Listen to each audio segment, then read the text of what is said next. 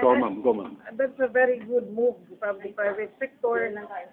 Doon ay ginahimo nila nga mga conventions, business conventions, especially covering ISEAN, daghang kay nga mga nasod nga tagalaing nasod nga mo anhi. Yes, ma'am. Ang priority agenda rito yung Asian integration. So, ano po support na galing sa legislation dito sa konsero ng In fact, kanina yung aming banat sa airport, isa na yun kasi ISEAN integration niya. We're not ready with the infrastructure. So, una, kinahanglan nga, lumbulon din ang kaap para ma-ready ta. Plus, of course, financially, dakong tabang niya ang city ni Ana nga convention. Si Mayor of the government. So, support ng... Full support, siyempre, kay kayuhan man nato na. Kayuhan sa tanan.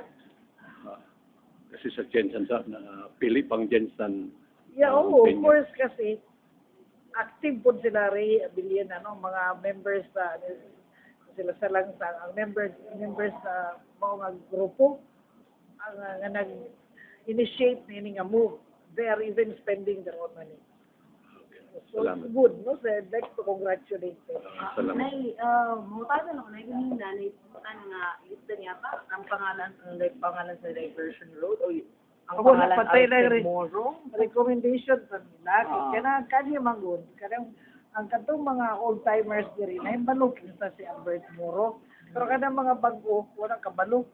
So, ang himo ni nagilisan nila, dati kanang Pedro at Sharon Boulevard, kanang diri dapit sa may atubangan sa Plintona Park, Maglaysay Park, dati na siya, Moro Boulevard na siya. Ilang gilisan og ngaran nga Pedro at Sharon. So, mura nanuyo ang mga settlers kay kabalo sila kung unsay gihimo ni Albert Moro.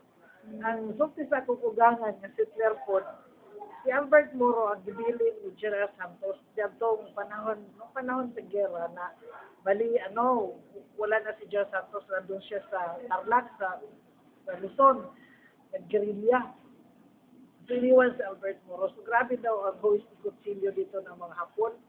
Pinapatay yung mga baba, mga buntis, mga tao na. So, ang ginawa ni Albert Moro is to write a letter to the highest ranking Japanese na general na I will